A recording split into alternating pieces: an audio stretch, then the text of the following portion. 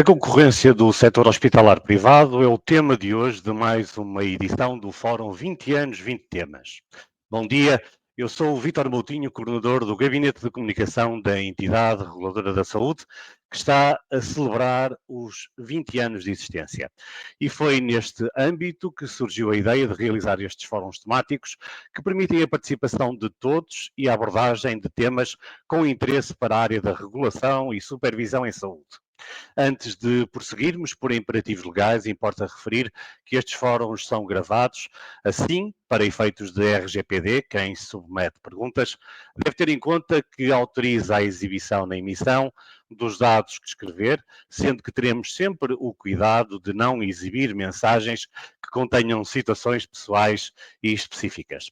Para nos falar sobre o tema a concorrência no setor hospitalar privado, temos connosco hoje o Pierre Poulsen, do Departamento de Estudos e Avaliação e Saúde. Olá, Pierre. A entidade reguladora da saúde acompanha a evolução da estrutura dos vários mercados da prestação de cuidados de saúde, com o objetivo de promover e defender a concorrência, em colaboração com a Autoridade da Concorrência, ao abrigo dos seus estatutos. O fórum de hoje vai apresentar resultados da avaliação em matéria de concorrência resultante do trabalho da ERSE, do acompanhamento que a ERSE realiza deste setor. E para mais detalhes específicos, nada melhor do que o próprio Pierre. Vamos a isso, Pierre? Sim. Muito obrigado, Vítor. Bom dia. Agradeço também os demais colegas que colaboraram na organização desta apresentação, do Gabinete de Sistemas de Informação, do Gabinete de Comunicação e do Departamento de Estudos e Avaliação em Saúde, e que estão também a trabalhar em back-office.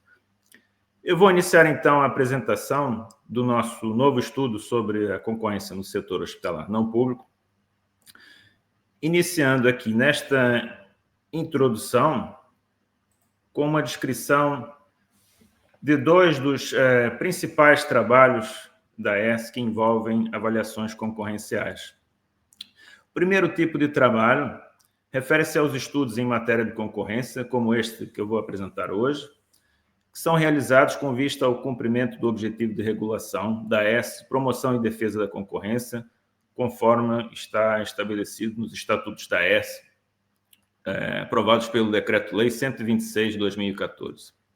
Um segundo tipo de trabalho refere-se às avaliações concorrenciais, também estão previstas na Lei da Concorrência, a Lei 19 de 2012, que é a elaboração de pareceres de avaliação concorrencial em resposta às solicitações da Autoridade da Concorrência. Principalmente com estes dois tipos de trabalho, a ERSE tem vindo a monitorizar a evolução da concorrência no setor hospitalar não público e, como podem ver, nos últimos 10 anos, a ERSE realizou 14 pareceres em resposta às solicitações da Autoridade da Concorrência, que envolveram hospitais privados. E realizou também um estudo bastante semelhante ao realizado neste ano, também sobre a concorrência no setor hospitalar não público. O estudo do ano passado tem um interesse particular para o estudo atual, porque um dos objetivos no novo estudo foi o de acompanhar a evolução da concorrência no setor hospitalar não público, o que fizemos comparando os resultados obtidos no ano passado com os novos resultados. A análise realizada ela baseia-se, assim como no ano passado, no cálculo de cotas de mercado e índices de concentração de mercado, para identificar as regiões de Portugal continental com elevada concentração de mercado ou potencial dominância, como eu vou explicar melhor mais adiante. Agora eu vou destacar o crescimento da importância do setor hospitalar não público no sistema de saúde português. Podem ver aqui nesta tabela a evolução da despesa nos hospitais privados face ao total da despesa corrente em saúde em Portugal. Estes dados são os mais recentes da Conta Satélite da Saúde, do Instituto Nacional de Estatística, e podemos ver na tabela que a despesa em hospitais privados tem vindo a crescer anualmente a uma taxa média de 5,1%. Além disso, o valor mais recente, de 2.507 milhões de euros em 2022, representa cerca de 10% do total da despesa corrente em saúde, quando a média observada desde o início do milênio foi de 8,4%. Agora, nesta outra tabela, verificamos que os pagamentos diretos das famílias nos hospitais privados também têm vindo a crescer e é uma taxa média anual ainda superior, de 9,2%, representando 50% do total da despesa corrente nos hospitais privados. E até 2020, como podem ver, representavam 40% ou menos. Assim, apresentamos evidências de que o setor hospitalar privado está a crescer, bem como a sua relevância no sistema de saúde português. E assim salientamos também a relevância do nosso estudo. Por sua vez, os estudos em matéria de concorrência, as avaliações concorrenciais, independentemente do setor, têm a sua própria relevância, né? Porque é através deste tipo de trabalho que podemos identificar os mercados em que a situação concorrencial é mais preocupante e, assim, onde há uma maior probabilidade de ocorrência de efeitos negativos, com impacto também no acesso dos utentes aos cuidados de saúde e na qualidade da prestação. Lembrando, como está aqui neste primeiro ponto, também compete à AES, conforme está previsto nos seus estatutos, assegurar o cumprimento dos critérios de acesso aos cuidados de saúde e zelar pela prestação de cuidados de saúde de qualidade. Então, eu apresento aqui alguns dos efeitos negativos identificados em vários artigos e vários estudos, que podem ocorrer em mercados em que a concorrência é fraca ou mesmo inexistente. Neste primeiro ponto aqui, a restrição à liberdade de escolha. É um efeito negativo que se pode perceber mais facilmente quando nós pensamos no caso do caso extremo do monopólio, em que só um operador atua no mercado. Isto faz com que os utentes, então, não possam escolher um outro operador. O segundo ponto, a fixação de preços excessivamente elevados, ela só é possível em mercados em que a concorrência de facto é fraca ou inexistente, porque em mercados onde há concorrência, o preço é uma variável concorrencial. Então, se um prestador fixa preços muito altos para um determinado tipo de cuidado de saúde, muito provavelmente irá perder os seus utentes para o concorrente com preços mais baixos para aquele tipo de cuidado, né? E pensando novamente no caso extremo do monopólio, o prestador ele poderá aumentar livremente os seus preços, não é? Porque sabe que não vai perder cota de mercado para outro concorrente. O terceiro ponto aqui, vemos a prática de preços predatórios. É uma prática anticoncorrencial, consiste na fixação de preços inferiores aos do custo de produção, temporariamente, por parte de um operador, com o objetivo de atrair os utentes dos seus concorrentes. E os concorrentes, então, não conseguindo acompanhar a descida dos preços, porque incorreriam em prejuízos, terminam por perder mercado e podem mesmo chegar a uma situação em que tem de requerer insolvência ou cessar a atividade saindo do mercado. Depois, o prestador que adotou esta prática, com poder de mercado, pode aumentar os seus preços, como bem entender, fixando eventualmente preços excessivamente elevados, que foi o efeito negativo que eu referi no ponto anterior. E, finalmente, um mercado em que a concorrência é fraca ou inexistente pode levar também a uma diminuição da qualidade. E aqui estou a falar mais da qualidade apercebida pelos utentes e não da qualidade que a AES compete zelar, garantindo através do licenciamento que os prestadores cumprem os requisitos mínimos de qualidade definidos na lei. A qualidade é percebida como uma variável concorrencial, tem a ver com aspectos no prestador que o utente pode ver ou sentir que pode determinar a sua escolha pelo prestador, né?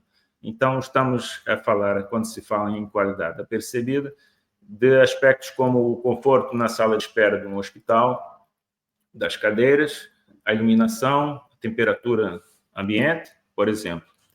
E no caso, novamente, a pensar no caso extremo do monopólio, o prestador pode eventualmente querer poupar em alguns destes fatores diminuindo assim a qualidade oferecida no atendimento dos seus utentes, sabendo que depois eles não vão poder recorrer a um prestador alternativo, porque não há concorrente.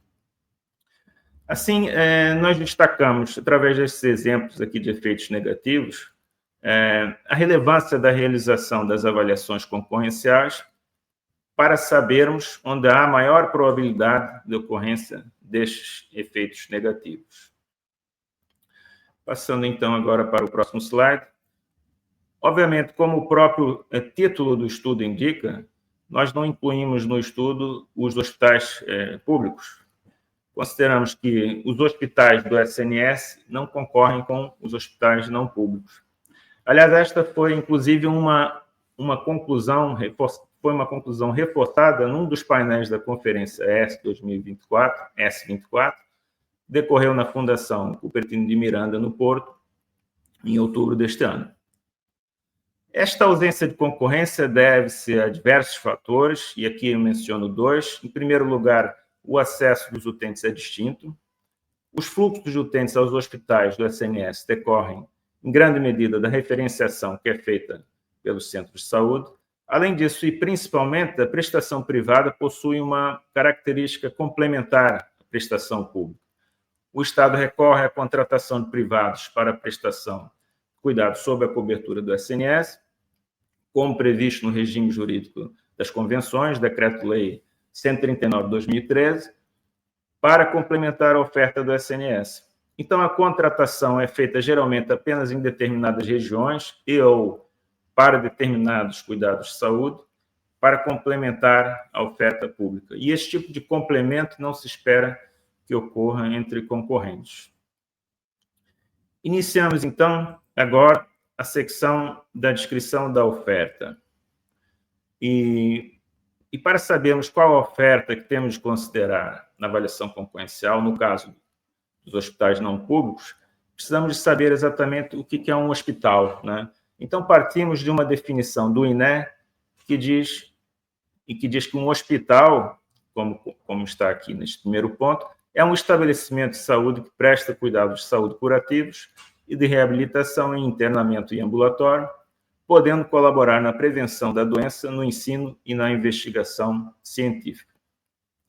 Tendo por base esta definição, consideramos que um hospital deve ter necessariamente internamento de doentes agudos. Então, com base nesta definição, identificamos para o nosso estudo 92 hospitais não públicos. Encontramos esses prestadores, estabelecimentos, no nosso registro, no nosso Sistema de Registro de Estabelecimentos Regulados, o SRED. Portanto, esses 92 hospitais foram os hospitais considerados no estudo. Podem ver nesta figura, neste mapa aqui, a distribuição dos 92 no mapa de Portugal continental. Podemos ver que os círculos e os pontos a laranja são os hospitais do setor social, em que se incluem as misericórdias, são 29 hospitais do setor social. O tamanho dos círculos, ele varia consoante a concentração de estabelecimentos no mesmo concelho. E, como podem ver, fizemos a divisão do continente em 5 regiões para permitir uma comparação entre as regiões e perceber melhor a distribuição da oferta. São as 5 regiões de saúde definidas no Decreto-Lei 52 de 2022, no Estatuto do SNS, e correspondem às áreas de influência das extintas administrações regionais de saúde. Podemos ver aqui na tabela, então, comparando as regiões, que a maior parte dos estabelecimentos, 47%, se concentra na região de saúde do Norte. E para terminarmos aqui a caracterização da oferta, apresentamos nesta outra figura a distribuição da oferta face à população residente. Calculamos rácios de médicos por 1.000 habitantes, os médicos que trabalham nos hospitais, e fizemos este cálculo para as 23 NUTS 3 de Portugal continental. As NUTS são nomenclaturas de unidades territoriais para fins estatísticos, elaboradas pelo Eurostat. Já existem desde 1988 e têm sofrido muitas alterações. Nós utilizamos aqui a divisão que se encontra em vigor, de 2024. Destaco no mapa aqui 3 regiões azul mais escuro, e são as regiões em que há os rastros mais altos, né, superiores a 2 médicos por 1.000 habitantes. Estão localizadas nas regiões de saúde, como podem ver, do norte, do centro de Lisboa e Vale do Tejo. E na tabela vemos que Portugal continental inteiro apresenta um rastro de 1,4 médicos por 1.000 habitantes, e tendo em conta os rastros por região de saúde, vemos também que a região de saúde de Lisboa e Vale do Tejo apresenta o maior valor de 1,7. A última coluna da tabela apresenta uma informação que também é relevante, que é a dos operadores. E o que são os operadores? São os concorrentes efetivos, ou seja, as entidades ou grupos empresariais que detêm os hospitais. Esta identificação é relevante para uma avaliação concorrencial, porque a concorrência ocorre entre operadores e não entre os hospitais, entre os estabelecimentos. 2 hospitais de um mesmo grupo nunca vão concorrer entre si, mesmo que estejam localizados geograficamente próximos um do outro. Vemos, então, que são, no total, 57 operadores que detêm os 92 hospitais. Passamos agora para uma secção metodológica prévia à apresentação dos resultados e das conclusões, para explicar melhor o trabalho que foi feito. Uma avaliação concorrencial é fundamental definirmos primeiro os mercados que serão avaliados, são os mercados relevantes, tanto em termos de produto, no caso, produto cuidados de saúde, não é? Como em termos geográficos. Na definição do mercado relevante do produto, concluímos no estudo, assim como no estudo do ano passado, que o nosso foco era a prestação de cuidados de saúde hospitalares gerais. E vimos que não apenas os hospitais, ou seja, as unidades com internamento de doentes agudos, conforme a definição que eu apresentei antes, prestam esses cuidados, mas também outras unidades de ambulatório, clínicas, que estão localizadas geograficamente próximas dos hospitais e que contribuem para a prestação deste amplo leque de cuidados de saúde hospitalares gerais. Portanto, concluímos que devemos considerar também unidades de ambulatório de um mesmo operador que estão próximas dos seus hospitais e que, assim, atuam de forma coordenada numa lógica de prestação em rede. Incluímos, assim, como podem ver na tabela, 113 unidades de ambulatório, pelo que o total de estabelecimentos considerado foi de 205, como podem ver. 70%, fazendo aqui a soma, dos estabelecimentos estão localizados nas regiões de saúde do Norte e de Lisboa e Vale do Tejo. Relativamente ao mercado geográfico relevante, nós consideramos áreas de influência de 90 minutos, deslocação em estrada, a partir dos conselhos de residência dos utentes. Esta referência de tempo foi definida com base na literatura, trata-se de um tempo máximo, foi considerado adequado para cirurgias, e, de facto, cirurgias mais complexas e especializadas costumam estar concentradas e ser prestadas apenas em poucos pontos de oferta, em apenas poucos hospitais, o que exige que muitos utentes tenham de percorrer distâncias consideráveis até os hospitais. Sem prejuízo de se poder considerar que 90 minutos é um tempo excessivo, porque, de fato, como a ESS também já estudou, a grande maioria dos utentes, ela percorre 25 minutos para obter os cuidados de saúde hospitalares gerais. Escolhemos uma metodologia que utiliza uma função de proximidade, que reflete, então, a preferência dos utentes pelos estabelecimentos mais próximos. Então, os estabelecimentos mais próximos sempre têm um peso maior no cálculo, refletindo a maior probabilidade dos utentes recorrerem àqueles, em detrimento dos que estão localizados a distâncias maiores, porque, efetivamente, a localização dos estabelecimentos é uma variável concorrencial. Explico aqui agora alguns aspectos metodológicos referentes aos cálculos realizados. Adotamos dois métodos para a nossa avaliação concorrencial, e o primeiro é este daqui, o índice de Herfindahl-Hirschman. É um índice que se calcula com base na soma dos quadrados das cotas de mercado, dos operadores, e é um dos mais utilizados em avaliações concorrenciais já há muitos anos. Apresento aqui as referências que utilizamos da Comissão Europeia para interpretar os resultados deste índice. Os resultados variam até 10 mil pontos, que é a pontuação máxima que representa a situação de monopólio, ou seja, de ausência de concorrência. Então, quanto mais baixo for o valor deste índice, mais forte será a concorrência, e quanto mais alto o valor, mais fraca a concorrência. Então, vemos aqui que quando o índice de Herfindahl-Hirschman é inferior a 1000 pontos, a concentração de mercado é baixa, e podemos mesmo concluir que não há preocupações concorrenciais. Quando se situa entre 1000 e 2000, o grau de concentração é moderado, e quando é superior a 2000, chegando até 10.000, a concentração é substancial.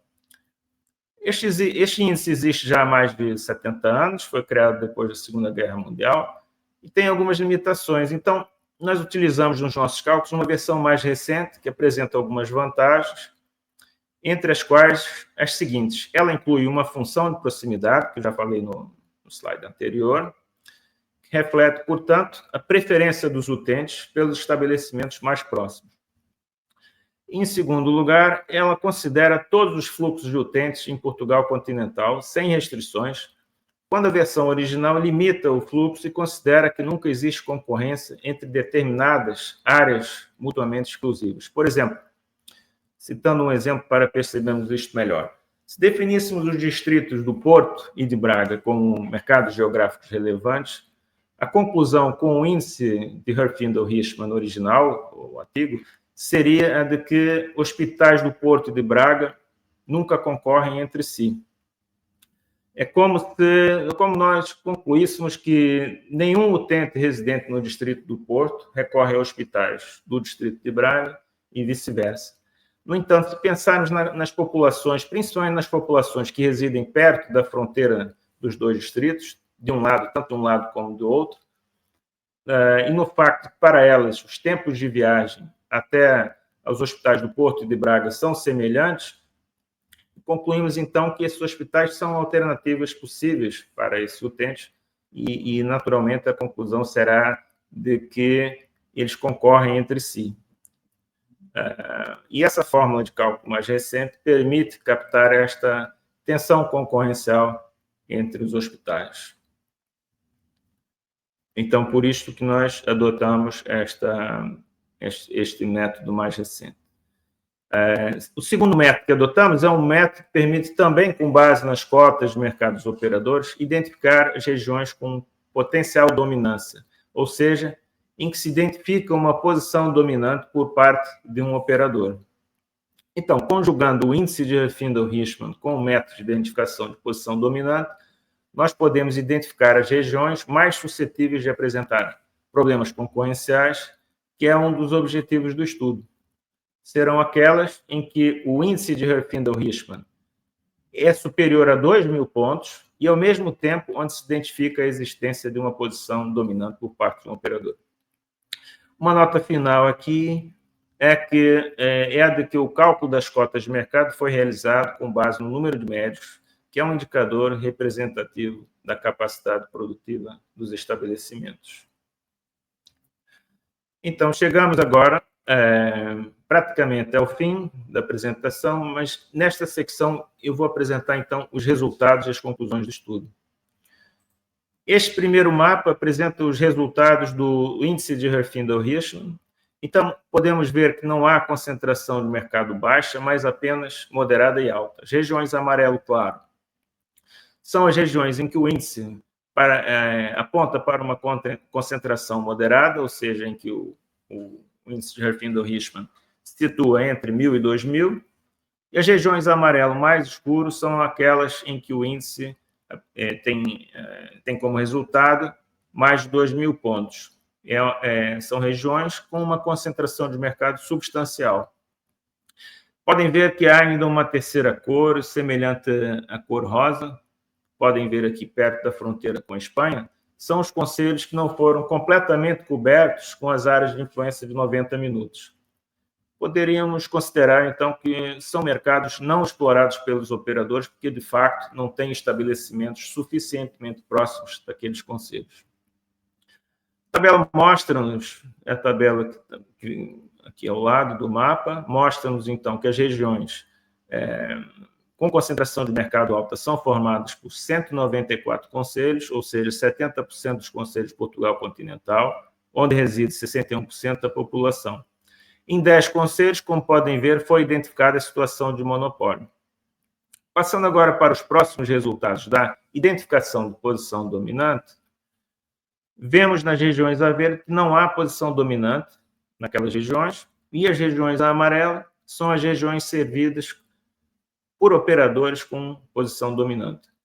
Como nessas regiões amarelas também há um nível de concentração de mercado substancial, medido pelo índice de Ruffindell-Richman, concluímos, então, que são estas as regiões que suscitam mais preocupações concorrenciais, a amarela, portanto, em que há uma maior probabilidade de ocorrência daqueles efeitos negativos da concorrência que eu referi antes.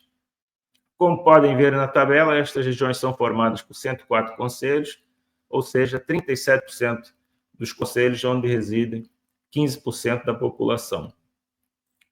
Chegamos agora aqui ao último slide e podem ver a comparação entre os resultados do estudo de 2023 e os novos resultados. No mapa, as regiões a vermelho são as regiões em que houve um agravamento da situação concorrencial e nas regiões a verde houve uma melhoria. Podem ver na tabela que houve melhoria, então, em 5 concelhos e o agravamento em 30 concelhos. Outro destaque é o do aumento das medianas das pontuações do índice de Ruffindell-Richman. Em 2023, a mediana para Portugal continental foi de 1.965 pontos, indicando uma concentração de mercado moderada. Em 2024, a mediana aumentou para 2.299, indicando já uma concentração de mercado alta. Chegamos assim ao fim da apresentação, o tempo era curto, eu preparei esta apresentação para que durasse 25 minutos, que é o tempo que durou mais ou menos. Então, este foi apenas um resumo do estudo. Quem tiver interesse pode, obviamente, ler depois do estudo completo, que será publicado nos próximos dias. E é importante ainda dizer que a ERSE irá continuar a monitorizar a concorrência neste setor, partilhando sempre os seus resultados com a autoridade da concorrência.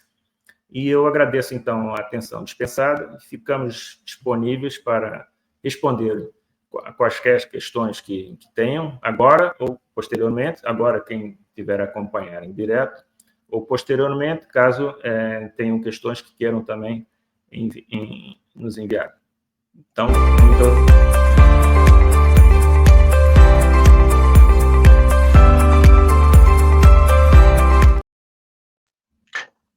Obrigado, Pierre, pela tua apresentação e disponibilidade para, nos próximos minutos, responder algumas questões, perguntas, dúvidas que tenham, que as pessoas que nos estejam a assistir em direto tenham e que queiram colocar à entidade reguladora da saúde, sendo que responderemos a perguntas que tenham e estejam relacionadas com o fórum que estamos a assistir, concorrência no setor hospitalar privado.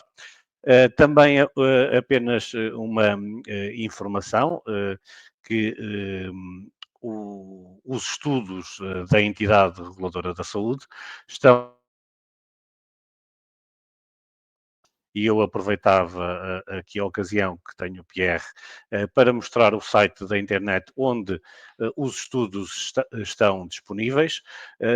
Estão na área no menu Atividade, depois no submenu Regulação Económica, e dentro da Regulação Económica existe um outro menu onde os estudos estão aqui, todos eles disponíveis, e são vários, bastante completos, e complexos e estão disponíveis para serem consultados a qualquer momento. Volto a repetir, no menu Atividade, submenu Regulação Económica e dentro da Regulação Económica há um combo onde tem estudos, pareceres, contratos de convenção, PPP e concessão. E aqui podem consultar os estudos. Sim, e agora, Pierre, temos demonstrado esta área da nossa página eletrónica. Vamos pedir a colaboração da Ana Leal, da Carla, do Ricardo e da Ana Maria Reis, que estão todos no nosso back-office, para saber se é possível exibir a primeira pergunta, que vem de Tomás Correia, e que pergunta: a RS pode regular os preços cobrados pelos hospitais privados, impedindo, por exemplo, que cobrem preços excessivamente elevados? Sim, esta é uma boa questão. O estudo em si não dá uma resposta, mas eu posso responder mesmo assim. A AES ela não dispõe de competência em matéria de fixação de preços. Os hospitais privados, portanto, são livres para fixar os seus preços para os cuidados no âmbito particular.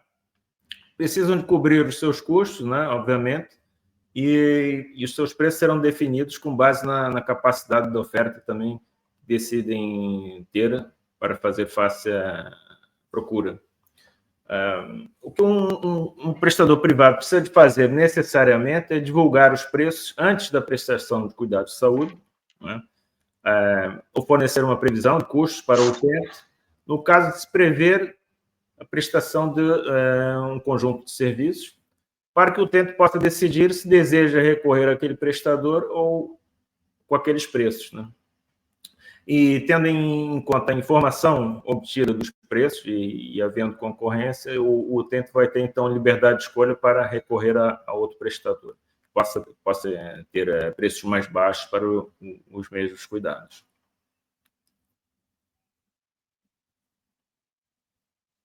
Penso que está respondido esta questão de Tomás Correia, sendo que as pessoas que queiram colocar perguntas podem fazer através da caixa de comentários, disponíveis na página eletrónica da ES, no canal YouTube, no LinkedIn e também no canal do Instagram.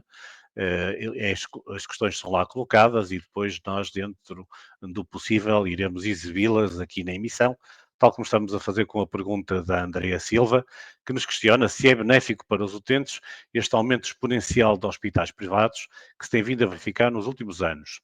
Pode ter como consequência menos investimento nos hospitais do SNS? Uma pergunta. Sim, obrigado pela pergunta. É uma pergunta interessante. O estudo em si não providencia uma resposta também para esta questão, mas eu posso responder mesmo assim. A existência de hospitais privados ela não concorre com a prestação de cuidados públicos no SNS, então, mais privados poderão representar mais alternativas para os utentes que pretendem recorrer a esses prestadores. No âmbito do SNS, os privados atuam, como eu referi na apresentação, numa lógica de complementaridade, né, face ao público, e quando o SNS não tem capacidade para realizar por si o acesso, e não numa lógica de substituição, né? Então, não implica desinvestimento do SNS, nem uma diminuição do acesso aos cuidados de saúde. O Estado deve garantir, em primeiro lugar, o acesso por via dos prestadores públicos. Penso que está respondido. Não é possível também ir detalhadamente a determinadas questões. E agora uma questão do Pedro Oliveira, que pergunta que se quando um hospital compra outro hospital ou clínica, se tem de pedir autorização à entidade reguladora da saúde. Sim. Bom, eu referi à lei da concorrência, não é? E exatamente na lei da concorrência é que se identifica os critérios para que operações de concentração, ou seja, quando um hospital compra outro hospital, exigem que o hospital tenha de notificar a autoridade da concorrência, né? E depois, dependendo dos critérios, se os critérios forem cumpridos, a autoridade da concorrência tem um site. No site e na própria lei constam os critérios, eu posso ver aqui. Portanto, a notificação ela é sempre a autoridade da concorrência, não é a AES. Depois, a AES tem de fazer um parecer solicitado pela autoridade da concorrência, de avaliação concorrencial, nesses casos. As notificações à autoridade da concorrência devem ocorrer quando a cota do prestador é igual ou superior a 50%, ou então quando é igual ou superior a 30% e inferior a 50%, desde que o volume de negócios realizado individualmente por pelo menos duas das empresas seja superior a 5 milhões de euros, e também quando o volume de negócios agregado dos hospitais em questão é de 100 milhões de euros, desde que o volume de negócios realizado por pelo menos duas das empresas seja superior a 5 milhões de euros. Então, atendendo a esses critérios, o operador tem de notificar previamente a concentração, a aquisição, a autoridade da concorrência, que depois nos vai solicitar a elaboração de um parecer de avaliação concorrencial.